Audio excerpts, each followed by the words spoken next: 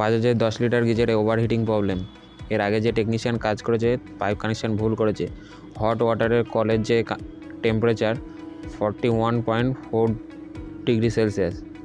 Cold ওয়াটারের যে call আছে ওর temperature হচ্ছে 25.9 ডিগ্রি সেলসিয়াস। দুটো কলই ওভারহিট হচ্ছে, হাত দেওয়া যাচ্ছে না।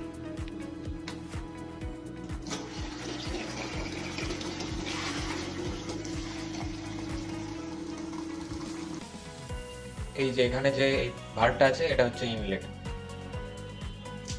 এটা দেওয়া ছিল আউটলেটে ভালভে, আর এটা হচ্ছে আউটলেট, এটা দিয়েছে ইনলেটের ভালভে, তার কারণে ওভারহিটিং হয়ে যাচ্ছে।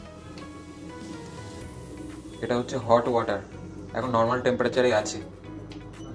এটা হচ্ছে কোল্ড ওয়াটার, এটাও নর্মাল টেম্পারেচার।